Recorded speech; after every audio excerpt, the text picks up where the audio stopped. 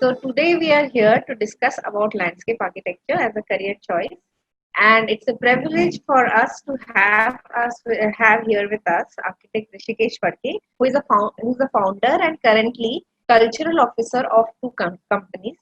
The first company is New York Landscape LLP, which is a landscape architecture firm established in the year 1999, and the experience of the firm is spanning for more than two decades.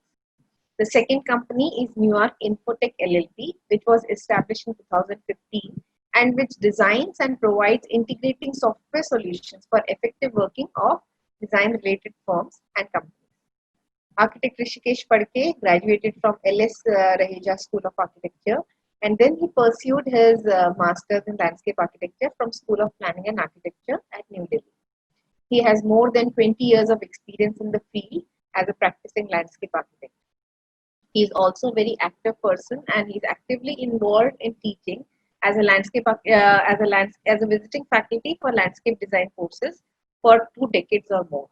And currently, he is teaching at LS Raheja School of Architecture at Mumbai. His other activities involve being the honorary treasurer of Indian Society of Landscape Architects (ISOLA) Mumbai chapter from 2019 till date. He has successfully curated for Landscape Pavilion of IDAC Mumbai, held in 2019, and continues to do so. So his firm, New York Landscape Architecture Firm, is involved in landscape designing of projects ranging from various scales, from podium design to residential and commercial complexes and master planning layout. The clientele of New York includes private developers, corporate houses, government agencies, and institutes. So New York LLP believes in investing in people. It's a unique approach they have, and they give people in their firm a proper environment for growth and development. New York also has a vision to expand and explore the scope of landscape architecture, and they have established New York EDU, New York Inc., and New York Unlearn. We will see about this firm in a little while in a short clip. And the firm also undergoes rebooting from time to time to broaden its vision towards its future. So I warmly welcome Rishikesh Padke today to this platform. And we would like to start with showing a short clip about his work and about his firm. And further, we are going to engage with him in a dialogue, followed by a Q&A session. And please hold on till I share with you a short video about his work. Thank you.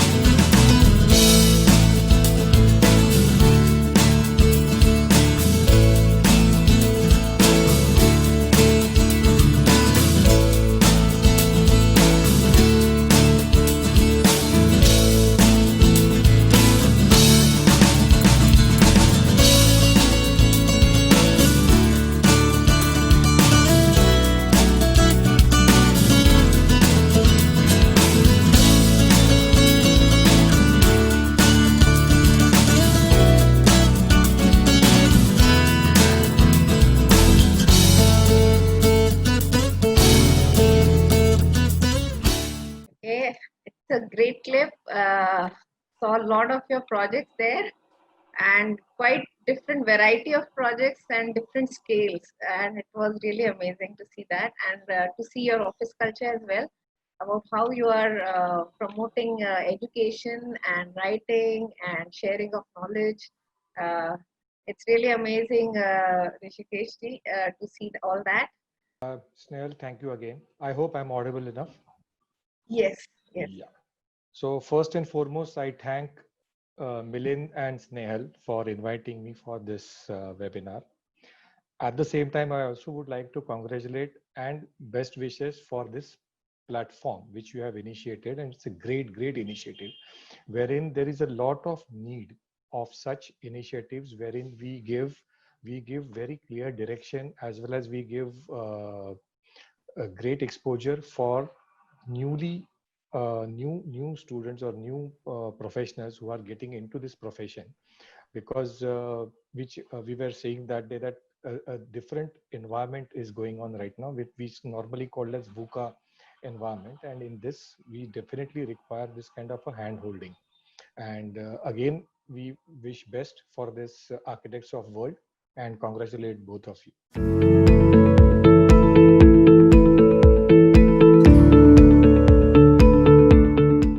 I would just like to start with a very basic question here for our audience. As per your understanding, what is landscape architecture and what do landscape architects broadly do? So first of all, I'll begin with defining my understanding of what is architecture per se. So for me, architecture is more like a container wherein the space is trapped within it. And it's all about container and the space what you design for. And whenever you are designing either a container, whether you appreciate a container from outside, whether you appreciate a container from inside, but it is all about the space, and which is more like a confined or a contained space all about. So if I relate and give that example as what I understand as architecture, then obviously what landscape is, it is again about the space, but without any container. And that's where this open space comes in picture. So you will see what is the open space. It's the entire area, what we see around. And you can consider that as a scope of landscape architecture. There is a great opportunity for landscape architects to contribute in that kind of a space, which is that's why we in our one of the line you have seen that we shape open spaces. So it is all about the open spaces what we deal with.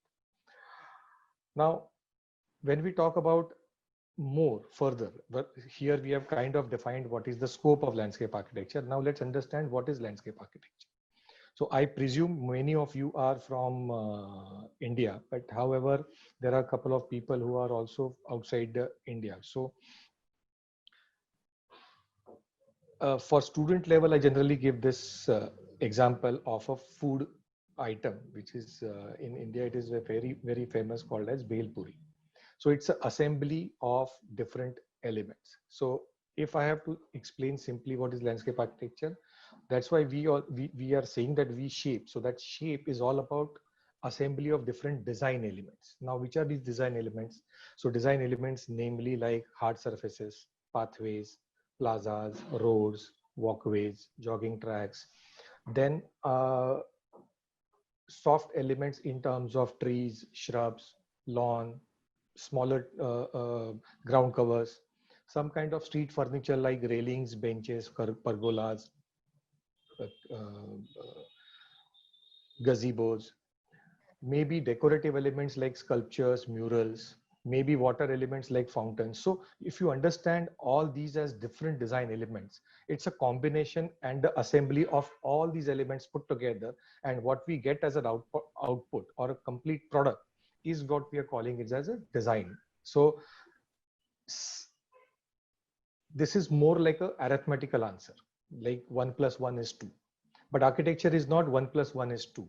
What we come out of it, what is the flavor? So when I give you an example as far as the food item was concerned, Bhel Puri. So even if 5 different people having the same ingredients may put them together in a slightly different proportion to come out as a flavor which is intangible. When I'm talking about assembly, it is more like a tangible thing as 1 plus 1 plus 2 plus whatever that arithmetic is. But then architecture goes beyond that. And that's the most difficult part for architects whenever they get out, and when other architects or other professionals keep talking about these intangible elements to be achieved by tangible elements, and that's where this struggle starts. So I think, and I generally advise all my students as well as the students on this forum is just start working in whichever the subject you like. You will get a great realization as you pass on, and that realization makes you more mature, and that is how you develop your skills and develop your and increase your knowledge. I think that is what my definition of architecture and landscape architecture would be.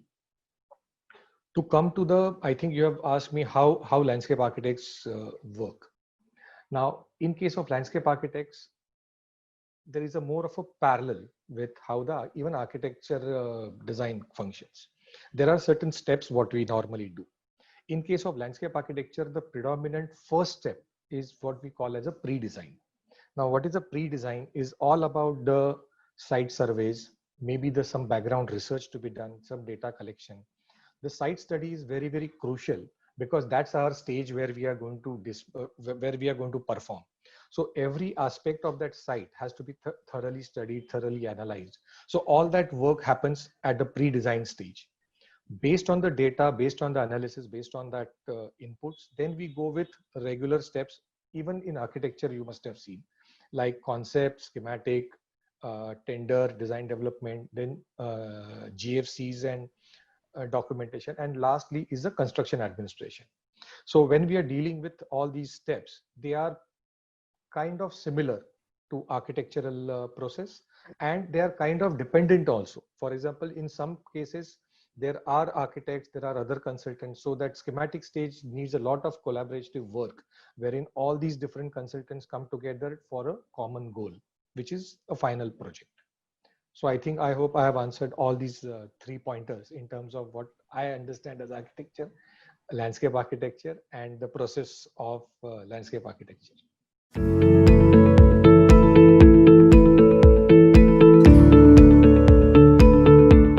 Yeah, it is very similar to what architects do in architecture design as well.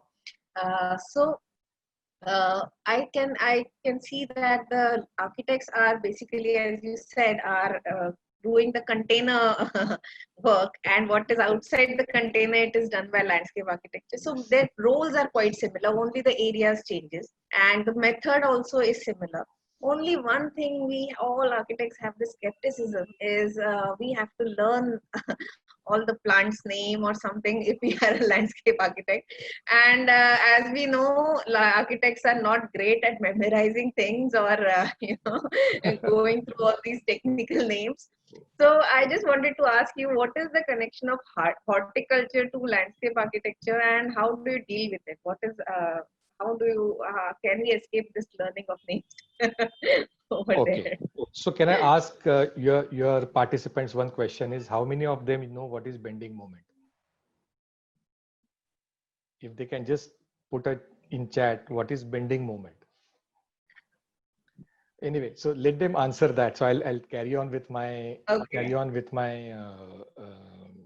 answer is, see, as I was mentioning earlier, there are different design elements which we have using and assembling to achieve a final design or a final output. Vegetation, what we call as vegetation, wherein trees, shrubs, plants, trees, shrubs, ground covers, creepers, climbers, or lawns, grasses. This is one set of design elements. Now, being an architect, I understand very well the physical characteristics, the growth characteristics of that design element, but I look at it from a design angle. However, the horticulturist or that profession looks more into the science of plants. They will be learning many other topics about the propagation, reproduction, growth, maintenance, all these topics. So I'm not saying that the landscape architect should not have this knowledge, but landscape architect should not have only this knowledge. This is one part of it. The reason I asked your students about what is bending moment is only to know that how many of they have, how much they have learned about mechanics, or I think in today's days they are call it as a theory of structures, if I'm not wrong. In my college time, it was called as mechanics. So however, now it is called a theory of design. So being an architect, you need to understand the basics of structure, which is a structural design or an engineering component of it. However, as you pass out, then you have specialist who takes care of the engineering component so that you collaborate with them and work with them. You can draw a kind of parallel here.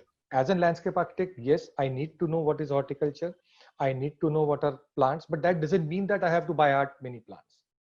See, by hearting of all these plant names and everything is nowadays not needed, because at a click you might get every plant name. You have Google for your help. Maybe by hearting of this kind of plant name was required when I joined landscape architecture, where there was no Google. So coming back to my point is, yes, you need to have basic knowledge. You need to have understanding of all that, but that is not the pure science what you get into. You just use it as a design element and take ahead your designs, which is something similar to structural design when when you become an architect. So basically, it's a great relief to know that you don't have to learn all that thing. Yeah. And especially, of course, same as structure, that we understand the concept of it, but we don't really go into too much of calculation. We understand the basics of it such that we can guide a Yes. consultant or a specialist to match with our design, but not exactly we are doing everything.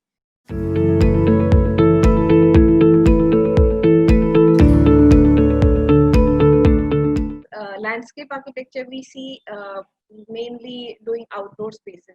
So, what are the different scales where you work on, and what is the role of architect, landscape architect, in different scales that you work on? We have seen in some in your presentation as well, that you have podiums, then you have master planning. So, it is ranging, a big range is there.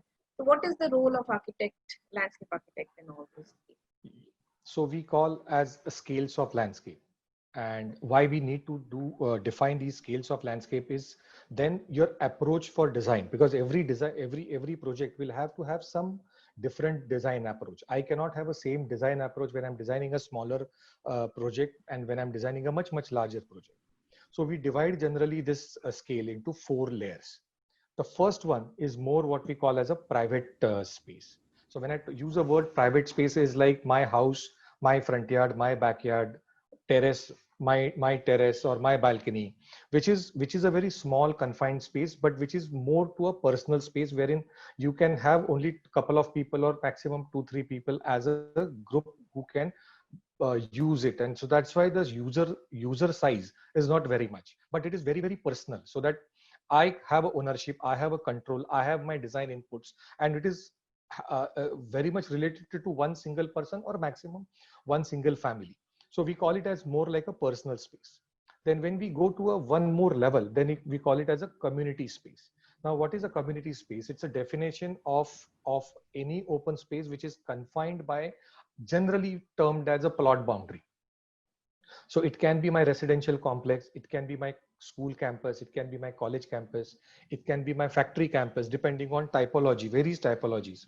So a space which is used by a set of a group of people, wherein they are coming together for some common cause. For example, if I'm talking about a factory, then I go there to work in a factory. If I go to college, obviously there is a particular set of groups. So majority of the user is defined by that particular purpose, and that's what we call as a community. So personal space, then the next level is a community space. Above the community space is more like a city level or a city space. If I have to give you example of Shivaji Park, now Shivaji Park is not for a set of group of people. The people who are residing maybe in a 2 kilometer, 3 kilometer, 4 kilometer radius might be regularly going there. But however, if I'm staying even 20 kilometers away, at some point of the time, I'll go there as a visitor, but still I am welcomed in that space. So it becomes more like a city level Yeah, space. Shivaji, let me interrupt you here just for the benefit of people who are out of Mumbai or out of the country. Shivaji Park is a public space, public park. It is similar to Central Park of New York, if you know about it. It's a great space where people come and play. People walk around. They have different activities, and everybody has an emotional. Who are from the Mumbai city have an emotional connect to that place. And if you want to hang out or if you want to visit some public places, you do go to Shivaji Park, and it's a great meeting place for youngsters as well as the senior citizen and the everyone in between. So, Yeah, sorry. so yeah. So To, please continue. Yeah. So we so have a emotional connect with that place. I agree. So generally you have that kind of a connect at a city level. And then I gave you one public park example. However, it might be with a beach, it might be with a plaza in front of Gateway of India. So these are more city level open spaces. And however, the fourth layer is more of a regional scale. There is a scope for landscape architect even to work at a regional scale in terms of Western Ghat or a particular large region which is at a district level, or a regional planning wherein the environmental planning also is to be done. So when we talk about different scales of landscape architecture, we have defined these as four: personal, community, city, and region. And everywhere the design approach changes, everywhere the collaboration to be done with different consultants or agencies is changes, and maybe the entire outlook itself changes when you are working with these four uh, levels for landscape architecture.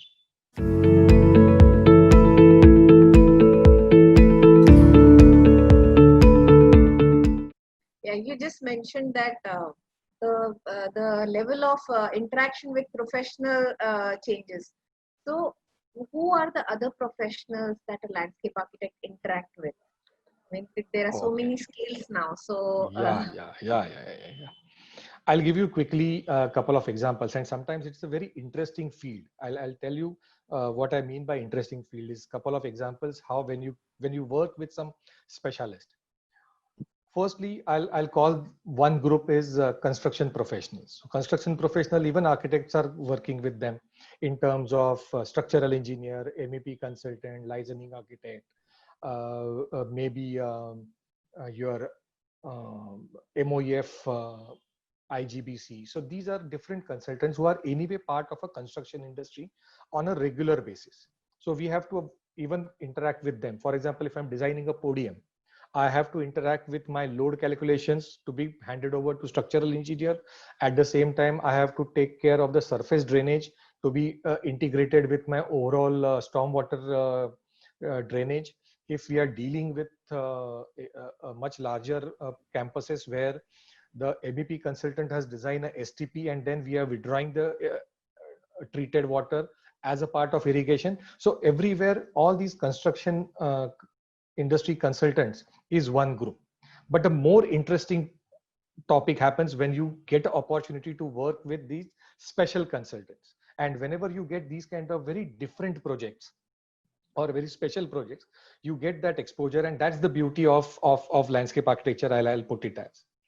I'll just give you a couple of examples and how the information you get or input you get from them is so unique and so interesting. We did I think in our video you have seen the bird park.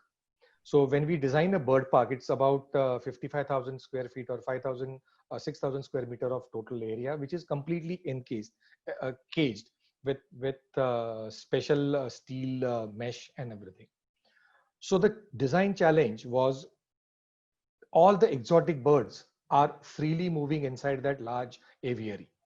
So my design challenge was, when I have so many birds which are just going to move and live, what I manage with the flooring, which will be getting disturbed because of bird droppings, and what material should I select so that I can clean it easily. And we were debating a lot about how to clean that surface, and we were not getting any clue. But then we closely were working with that bird specialist who understands birds' life, psychology, behavior, so many things.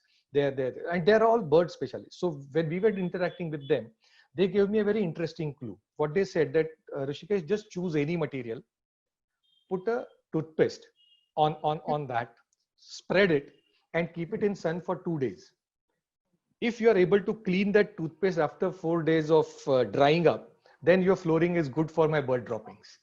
And suddenly it becomes a very different take and my problem was solved. So why architects cannot have every knowledge. You need to collaborate with various different people, and you will never know from where you will get a input, or from who will give a good input to solve your problem. So you just have to have very open mind, very open outlook to accept different information and inputs. Similarly, when we were doing we do water parks. Now, if I ask your participant just to type in what water depth, what is the maximum or what is the water depth wherein a senior person or maybe a 5 feet tall person or a 6 feet tall person can drown. I don't know if they can just type if drown in completely drown. So Adesh is saying 3 meters. 3 meters. Oh, okay. Any other person can I just. guess that when swimming pools are designed, they look at the height of a person, which is about 5 feet or so, or 1.5 meters. That's my general understanding. Sulekha is saying 3 feet. Okay. Okay. Just to make it thing, 1 meter. Pritika is talking about 1 meter. Interesting. See, the regular logic is I'm 6 feet tall. Till the point my water touches here, I feel confident. The moment the water goes here, above my nose, and particularly I'm not a swimmer, just imagine that, then I feel uncomfortable. But that is my architectural knowledge. Now here comes the specialist knowledge. A person can drown in 1.5 feet of water. Can you believe? You all must have gone to water parks, and you must have seen those huge water slides. You will always find a person standing at the end of the slide. And you know what he does? Whenever a person slides down, he will just hold that guy and make him stand up. Do you feel that anybody else cannot stand up? No. There is a scientific knowledge behind it. There is a certain phobia. Few people may have a phobia that when they are sliding down, and if the water gushes in their nostrils in such a way, and even if they are lying in 1.5 foot water, they feel psychologically they are drowning and they are not able to get up.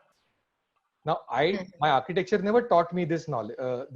Yeah, it's a very specialist. This is a very special knowledge. So the adventure sports specialist gave us this kind of a knowledge. Now, this must have come from a medical background. So architects, what I was just reiterating, that architects should gather and be open to get knowledge from anybody.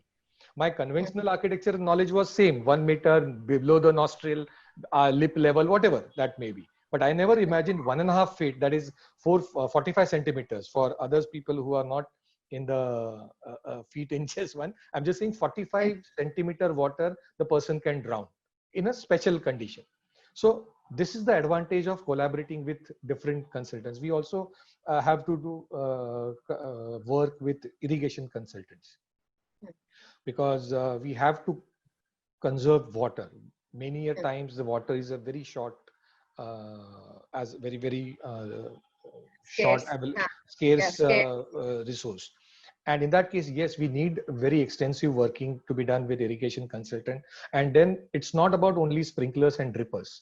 Nowadays, you get a system that it can catch and sync with websites like AccuWeather, and they can predict the weather and then define how much the water to be irrigated. So it's all about, it's for example, today I don't need any irrigation network to be functional in today's scenario. At least in Mumbai, it's raining heavily.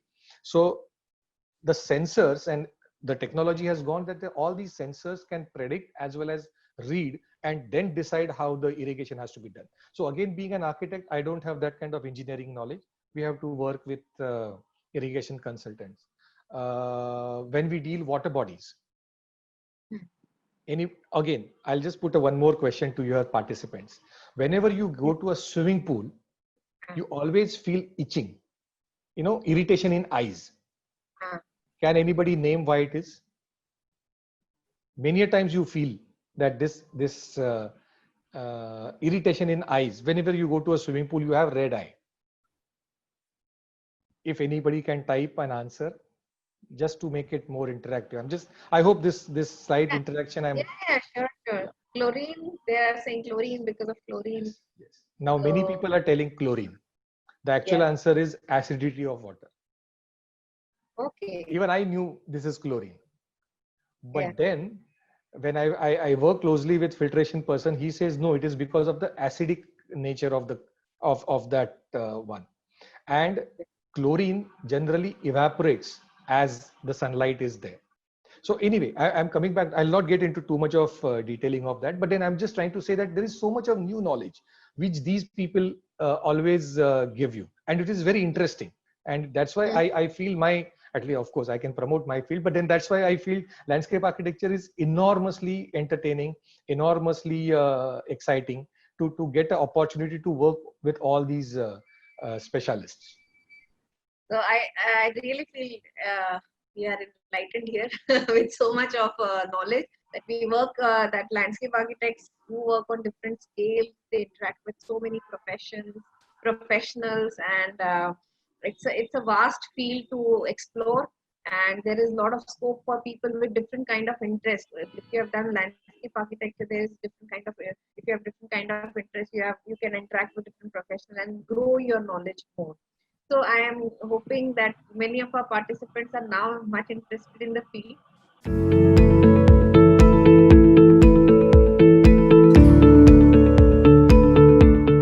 So I would I like hope to so. ask you what it takes to be a landscape architect. What kind of person can be a landscape Ah, architect? And of course, what do landscape architect? Where can they work? What is the okay. opportunities for them? Uh, so please, Snell, can to you be answer that? very honest with you, what it takes to become a landscape architect, I have one. Uh, I'll say there are two answers. One is more Yeah. scientific answer, and one is more human answer. I can give Okay. you human answer, but Uh-huh. your this platform has more scientific answer in terms of psychometric test and analysis, because that has been devised and designed by very special psychiatrist, and that's more scientific way of handling it. My answer is passion.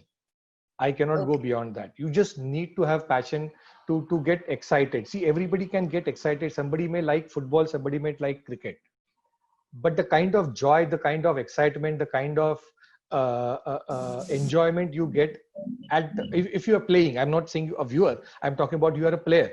If you are a football player, if you are a cricket player, in both the games, I'm just giving as an example, as a football game, you get dirty, you get hurt, you get frustrated, you get all sorts of human emotions are there when you're playing a cricket or when you're playing a football. But if you are at the end of the game, if you feel satisfied by playing that game, that's your game.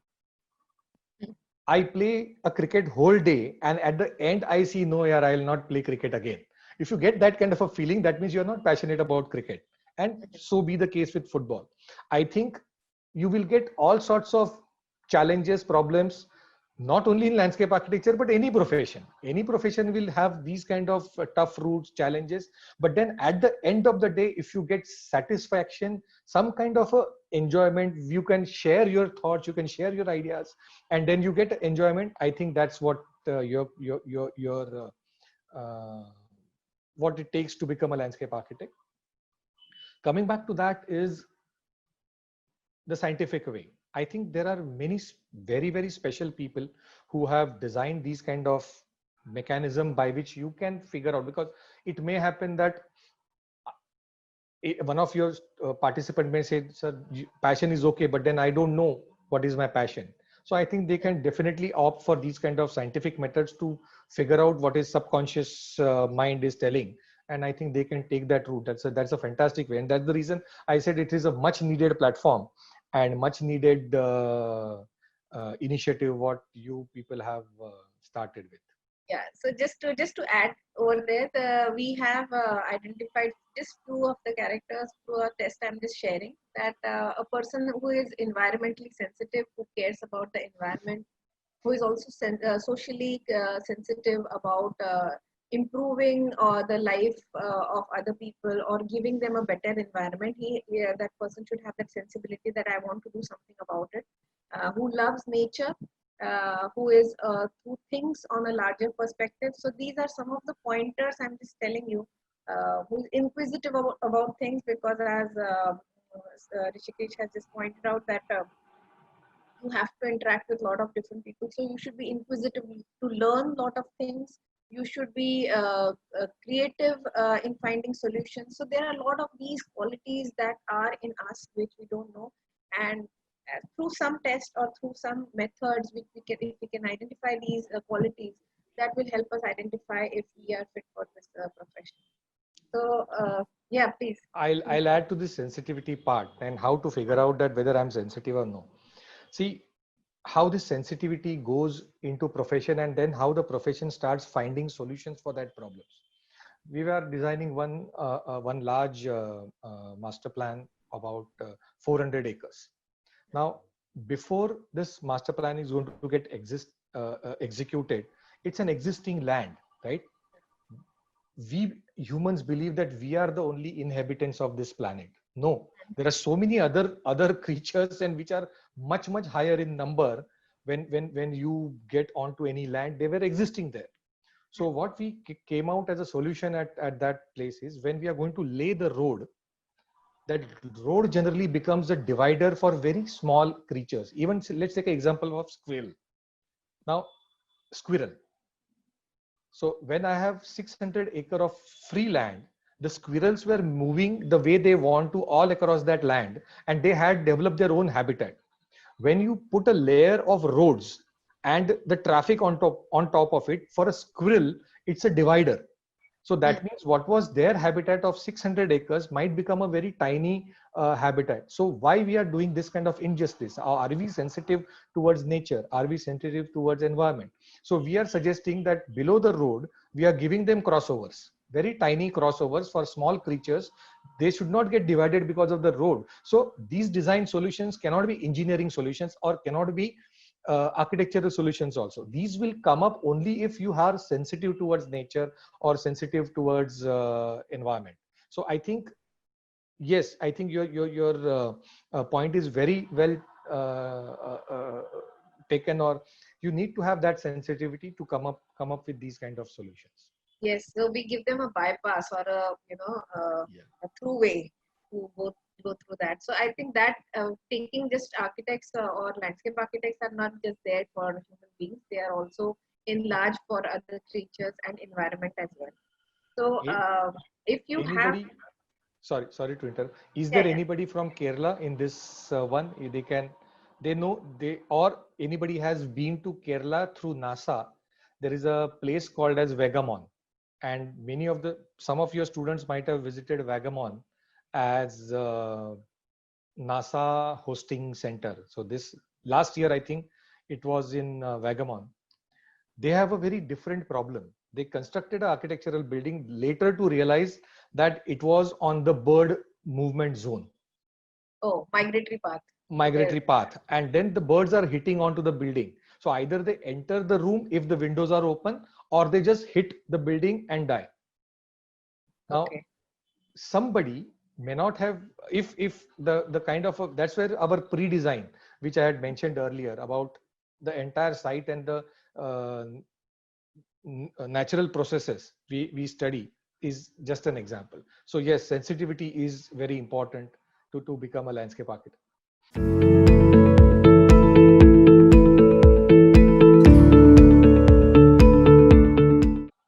So the next question which I would like to ask you is, where do the landscape architect work? I know the consultancy is one option. What are the other options where a landscape architect can work? So today there are multiple avenues which are open. First, let's say they can have their own practice. As a student, they can start their own practice and start giving a consultancy or design service to their clients. They can join any established consultancy firms, and which is also giving them a very good exposure in terms of work and a variety of work which they can work with corporates. Now many corporates are taking landscape architects in, but when I'm giving all these, you just have to understand what role they will get to play when they join these different organizations. For example, they start on their own. Yes, they might get a chance for designing and everything. When they join consultancy office, they will definitely get a chance, depending on the scale of the project and your input, design, concept, site execution, everything. If they join corporate, particularly the developer corporate type, wherein they will have to do lot of coordination work. They themselves may not get a lot of chance for designing, but then they will get an immense exposure as far as the site execution or coordination work is concerned. If they join any government agency, they will get a lot of chance to draft or be part of many policy making, because BMC might have it, the local municipal corporation might have it, maybe state level certain departments would have it. They also can join different institutes. For example, the institute or large corporate setups like Tata. Now, Tata Electric Board might have their own estates at different places.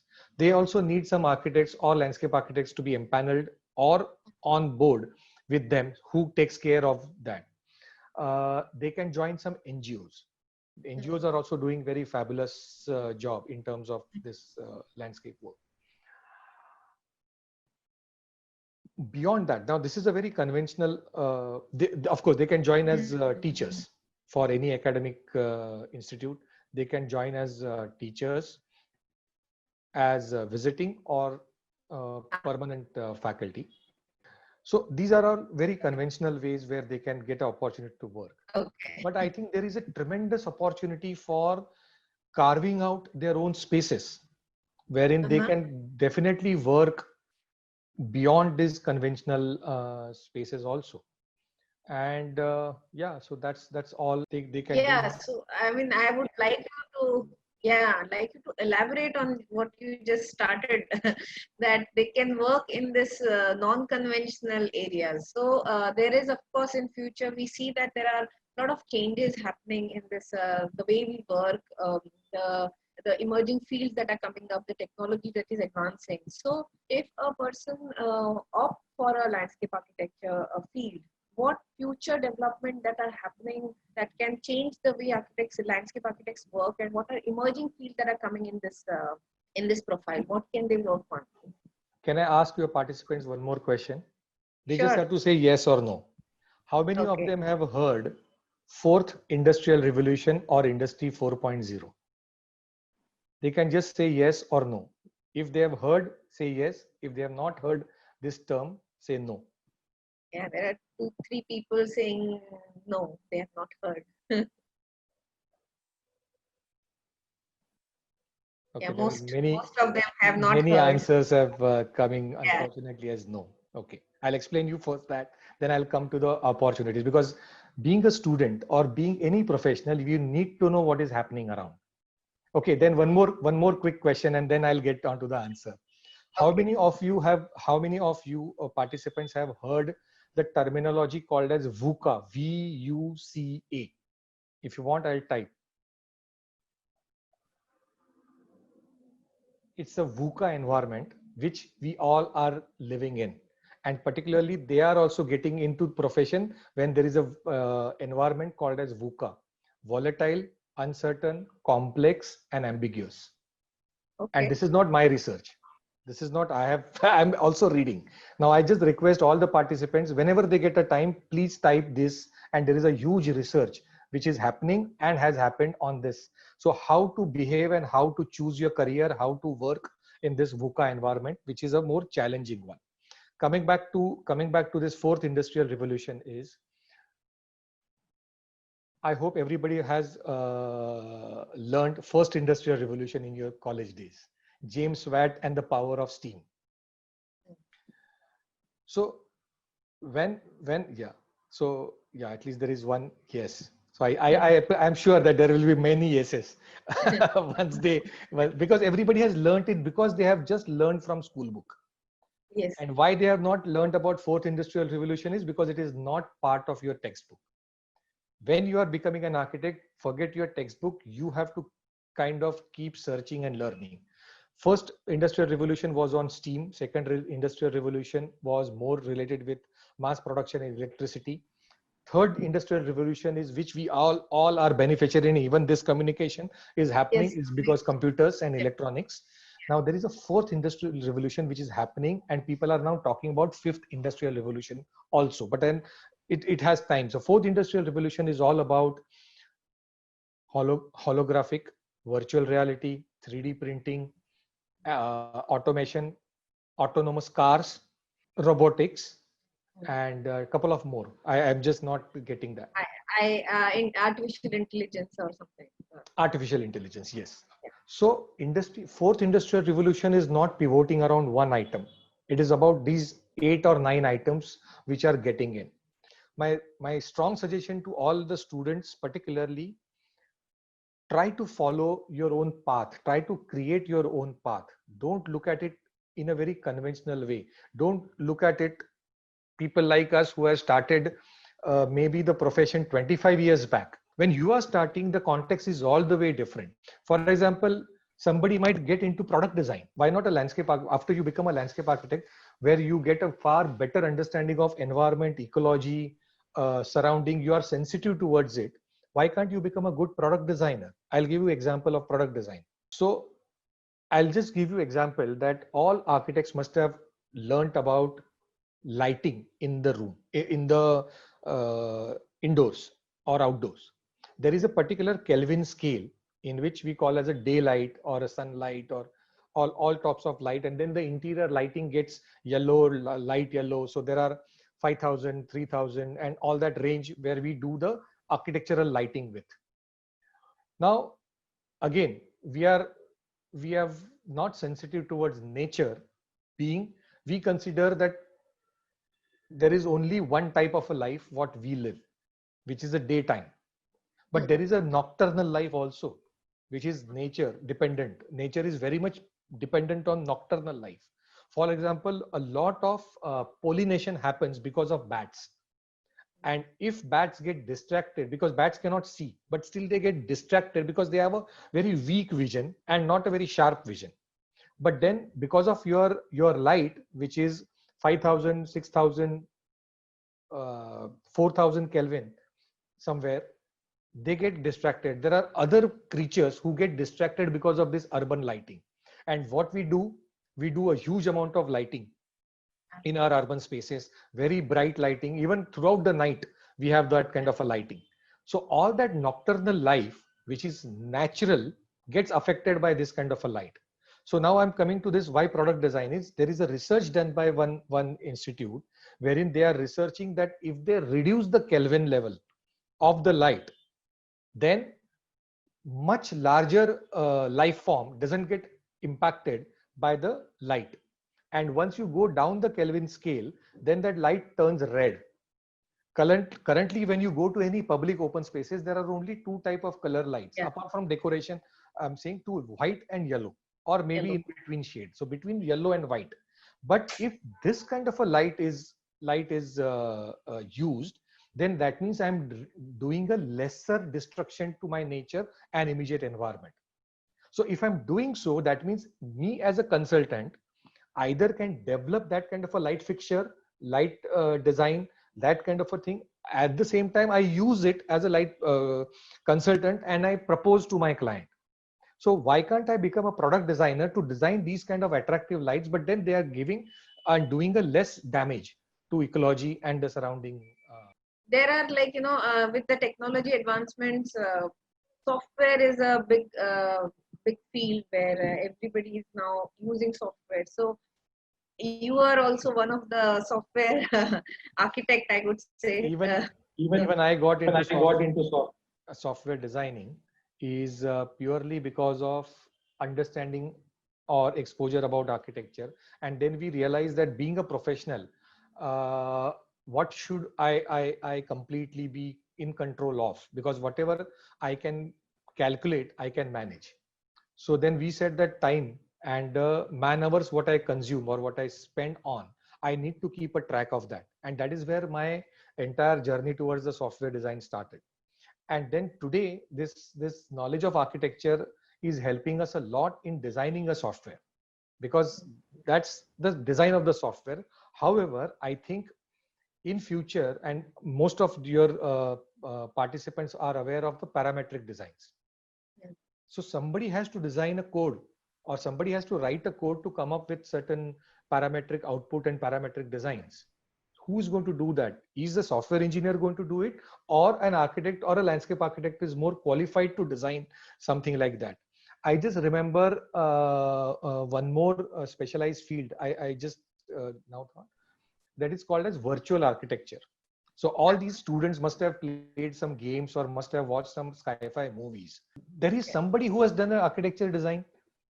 Now, they have some different palaces, they have different cities, they have different buildings, they have different concepts. Star Wars. Thank you, Pratika. Star Wars. I was looking for that word. I completely forgot. So who has designed it? So you mean the animator is doing that job, or architect is more qualified for doing that visualization? Maybe somebody can just opt for that kind of a profession by itself. I know one lady, she is a landscape architect turned set designer.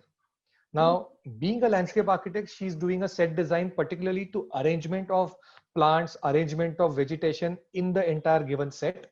At the same time, designing and putting up a setup where the shoot should be. What is the correct natural background? What is the correct setup? What are the kind of plantation will require? So I don't know the details of it, but then I'm just aware that this is a very interesting one. We are currently working on something called as mixed reality. See, we all architects or landscape architects who are doing a design is something which we call it as a physical reality. That means I'm in my space. It's a physical reality. I can touch, I can smell, I can feel. So this is all physical reality. But then when you put on Oculus, what it is, when you see everything and put a Oculus, you suddenly may go to Arctic or you suddenly may go to space. That is something called as a virtual reality. Now, is it possible that I design my open spaces for combination of both? Technology going ahead in the sense that I can see across that, but at the same time I can read and get a knowledge and or information on my glasses. So just imagine that I'm wearing that kind of a glasses, going into some kind of a garden, and I look at it, and then I sensory sensors read something and they give me information about.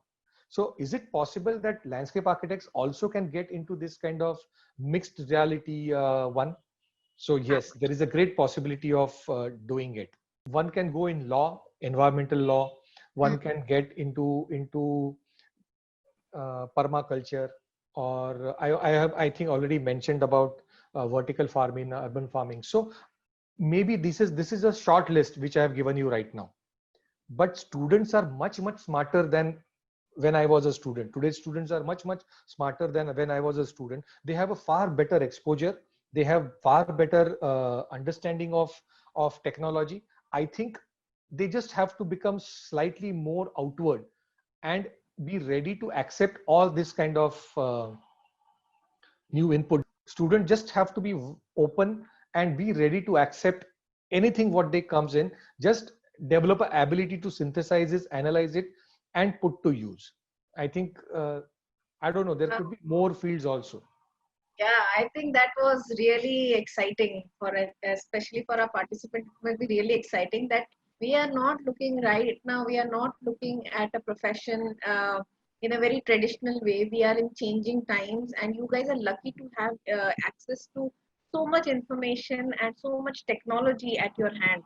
So the field is open for you. The arena is open for you to explore, play over there, find out your own niches, and develop in it. So, Architects of World also believes that I think we are at a place where we can just explore what we are good in. We can create new fields and we can create new avenues for ourselves. So just encourage. I would just encourage everybody to go forth and explore. And landscape architecture is also a field which is not restricting you. It will give you additional knowledge, and you can even further yourself, enhance yourself in the same field, and just be somebody very unique in your own way, a unique professional in your own way. So thank you, Rishikesh ji. I think still have some points to add. Please do so. Please. One small point. Many times in architecture colleges, or particularly architect passing out, feel that landscape architecture is all about plants.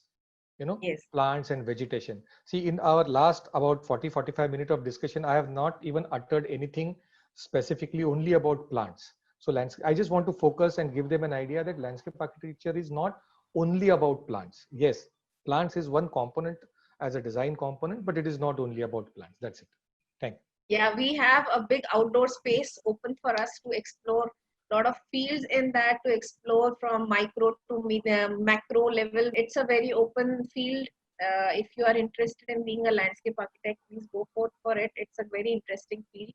And Rishikesh ji has put it in such an interesting way that, I think a lot of participants will be now interested in becoming a landscape architect.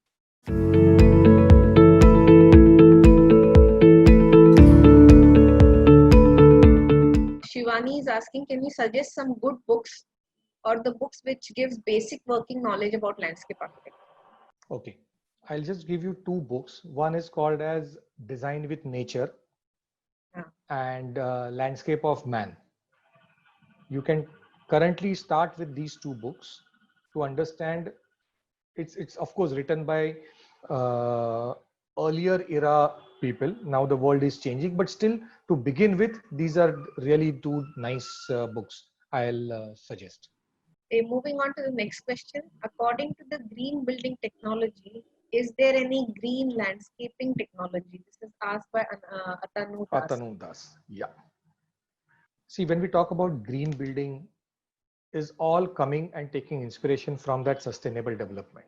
No matter what we do, it is all taking care from the sustainable development, so that what we are extracting from earth is that cycle completing, whether it's a carbon cycle, whether it is a nitrogen cycle, all different cycles, whether it is so that our further generations also take benefit of this planet, rather than we exhaust all that and then we deprive the next generations from particular resource. And that is what this all about, wherein one of the component is green building. As far as coming to landscape, yes, how we conserve water, how we reutilize topsoil, how we maintain the soil, how we reduce usage of chemical fertilizers, how we use indigenous plantation, how we use locally available material for hardscapes, how we use labor, even the labor which is locally available,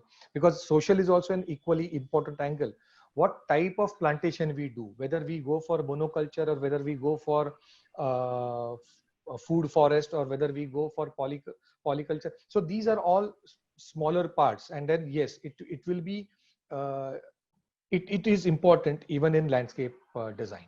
She's asking how we can work for big policies or projects with government. So you want for the project or in the government? Yeah, well, I think there are both ways to work. We have both. Yeah, so I think for the projects, there are government float tenders. So if you are a company or working with an organization, you can fill up tenders and then you can work on the projects that government is want you to work. So that is how you get into government projects. And policies, actually, it's a you can, I think, Rishikesh ji, correct me if I'm wrong, but I think you have to be part of their team to come up with policies. But if there is a policy being made, they float it around for public opinion. So there are many organizations, many NGOs, many individuals who dedicate themselves to giving opinions about these policies, and they do activation. They are very active about it. They talk about it in public forums. They hold gatherings, and they inspire others to put up their opinions about these policies which are getting passed. So you can do that too. You can, if you feel that something you need to change in the current policies, you can do that kind of movement, and you can put your suggestions to the government, and then government does take a heed of that if there is a majority people who take objections on that. So if you want that something is not going right, or you want to participate, there are multiple ways of participating in policy making. So it is also a planning process. That's why I'm talking so much about it. So Yeah. landscaping is not different from, it's not a standalone field. It comes under policies and planning. So yeah, please add. I'll say that all these so-called landscape architecture, at the beginning it might have its role as an isolation. But as you go for a bigger, that's why I said those 4 scales. As you go to a bigger scale, then the boundaries of landscape architectures, may get overlap with urban design, may get overlap with urban planning, may get overlap with a regional planner or urban planner or environmental planner. For example, at one location, we are very closely working with transport planner because that project demands that landscape architect and the transport planner has to work closely to come up with a design solution. So as the scale goes up, I think it is more of a collaborative work rather than one individual work. I think I saw one of the question by Sulekha. Now, Yeah. yes, that's where you may work for rehabilitation of dead rivers. Now, even there, the role for landscape architecture is there, but it is not only landscape architecture. There will be other consultants also will get involved into such type of project. For example, Atnu has asked this non-conventional energy is under green landscaping. So I'll say no, because unconventional energy creation. So that means you are transferring either wind or waves or sun energy into your conventional electrical energy so that the other equipments and other your conventional gadgets can work. Now that transformation may not come under landscape architecture because I do not have a knowledge as far as engineering or the electronics or whatever involved into it is conveyed. But yes, where they are going to set up all these installations, when they are going to set up these kind of installation, yes, that's where my area would come in. So we are designing one area where the solar panel installation per people are want to set up their entire installation, and we are designing the space and how the layering of that can be done. So I have very limited knowledge as far as the technology part is concerned, but yes, there is an overlap. I think that's something as far as this energy is concerned. I think at this point we are done with all the questions. We have answered most of the questions, I could say. And thank you very much, Rishikesh ji, for Thank you. giving this lovely information and a very enlightening session on landscape architecture. I hope our viewers have benefited from this talk, and there will be some who are really interested in landscape architecture and go forth with this career. So I thank you very much for coming here and spending so much time with us. Thank you. And Thank you. enjoy. Thank you.